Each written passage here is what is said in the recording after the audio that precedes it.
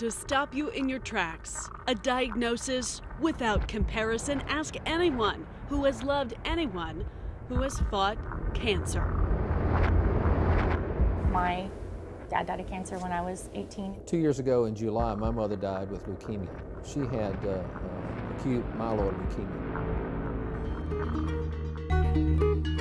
When Tracy Laval met Al Reynolds, she knew he'd battled cancer twice already and fought and survived. I thought he was the best human being I'd ever met. Literally. I thought I finally found what every relationship was supposed to be like. She had no idea their love story would unravel a web of lies. Yeah, we're gonna step out. Thank you, sir. That would end here at the Oklahoma County Jail. Hi, Allie. How you doing? You're right up. They met at church, two single parents who'd found love once again. You know, we're trying to teach our children the right way to have a courtship. So. A few months into their courtship, on Father's Day weekend, Al dropped a bombshell. His cancer was back. He told me his cancer is back. Father's Day week. He had a form of leukemia that was curable, 85% curable, and he wanted to let me know prior to him telling our daughter. The diagnosis was difficult for everyone, including Al's ex-wife and young daughter. She was devastated. You hear the word cancer, and, you know, he kind of tugged at her emotions, and, you know, it's curable, but was always the lingering questions. Shauna Nord helped their daughter through depression and anxiety. She was terrified of losing her dad to leukemia. A lot of sadness and depression and anxiety. When she would be over there, he would be sick from his chemo. And so she would hear him in the restroom. And so she would come home in tears, crying. I don't know if he's going to make it. But Al was a fighter, and so is his new love, Tracy. They launched a GoFundMe page and gathered an army of supporters, friends, families, Bible study small groups from church.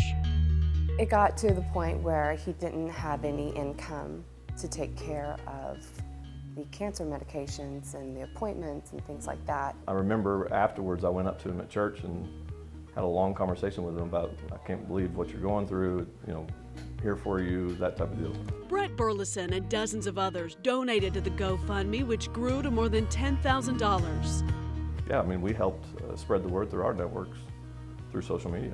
And then more fundraisers, benefits around town, silent auctions, and t-shirt sales at local gyms. As Christians, we always, you know, try to help someone in need. So especially at our church, you know, to where you know, we're expected to be givers. For me, I honestly felt like I couldn't sleep well if I knew I had money and someone was in a life or death situation. Pardon being out of breath, but like I said, first workout in a long time. And through it all, Al stayed strong. He started a business as a motivational speaker. What you've been praying for, what you've been working for, what you've been grinding for is on the other side. Be bold with your faith. The We Fight movement, encouraging others to stay strong with hashtags like #CancerYouLose.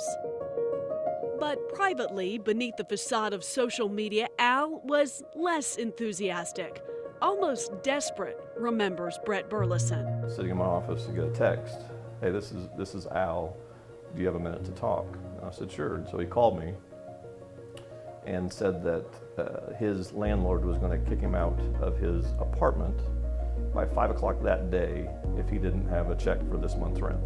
The Burlesons cut him a check. Daryl and Debbie Mason did the same. Twice, they floated him more than $10,000 to make ends meet. I was caught up in trying to do the right thing. So we're just giving people and we're expected to give. So, you know, that's just what we do. And then the Masons hired Al to do a website for their business. Met with me right here in my home and gave me these elaborate presentations and here's what we can do, and I was very impressed. And honestly, for a while it went really good until it went south. Around that same time, things with Tracy were also going south. Al had racked up $12,000 in charges on her credit card. she discovered her diamond engagement ring was a fake. This is what he does. Preys on, you know, money, people with money, or Christian women, or people that are compassionate and caring and giving.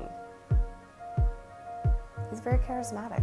You'll find And that then too. doubt about the cancer crept in like a cancer itself. Did you ever take him to a chemotherapy treatment? No, Radiation treatment? no, Did you ever see a bill come in? never. Those questions started burning a hole in her heart. Could it be he was making it up? Could it be Tracy's fiancé was lying to his own family about this? Coming up after the break, we track down Al Reynolds on his way to the Oklahoma County Jail. Do you have cancer? Our jailhouse confrontation, next on News Channel 4.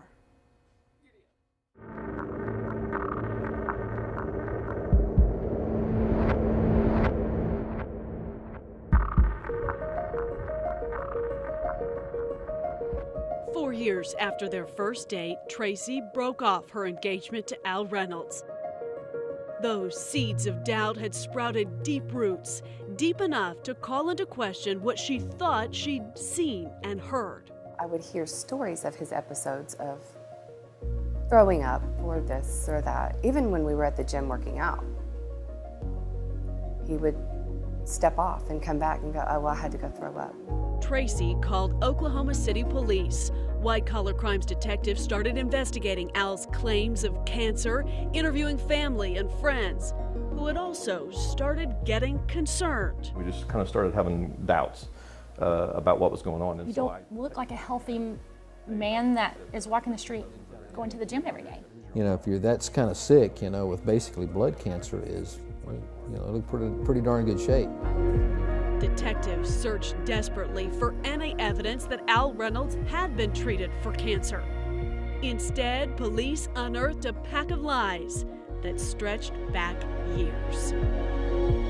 Just absolute fraud, and this defendant defrauded just good-hearted people who were very benevolent and loving and just wanted to help someone they didn't even know who thought they had cancer. On a Friday afternoon, officers arrested Al Reynolds at his home in Edmond on 5 felony charges. Hi, Allie. How you doing? Police have accounted for more than $60,000 in donations. Al, what did you do with everyone's money? I didn't do anything with everyone's money. We'll have a comment for you through our attorney. Donations for cancer he has never had. Do you have cancer? We'll have a comment for you through our attorney, Allie. Thanks for coming out and seeing us. Some people feel like you lied to your family about your own cancer. Again, no comment. Thank you. Have a good day, Allie. I lived, you know, 4 years of my life believing so many lies that were very, very believable. And I was fooled. I was betrayed. I was deceived. I'm angry that the person my daughter thought was her dad, this godly man that went to church every Sunday, that served, had her for almost 5 years thinking that he might die. I know what that feels like as a kid, and so watching my daughter go through it, I'm angry that he did it. It's just absolutely despicable. I don't know any other way to describe this type of behavior with this defendant or any others. He's just a thief of the lowest form. We called Al Reynolds to ask again about the cancer and the donations and the state's case against him. He pretended to be somebody else. He is not available. If you're wanting to reach him, you can reach him through his attorney. He's not making any comments at this time. These people create their own hell. And whether the criminal justice system or otherwise punishes him appropriately for what he's done here, he's created his own hell, and he'll have to live with that. Ironic, perhaps, medical records indicate he will live with that, cancer-free. For his victims, on the other hand, there is no remission, no comfort, no cure from the pain of this kind of deceit. Allie Meyer, Oklahoma's News Channel 4.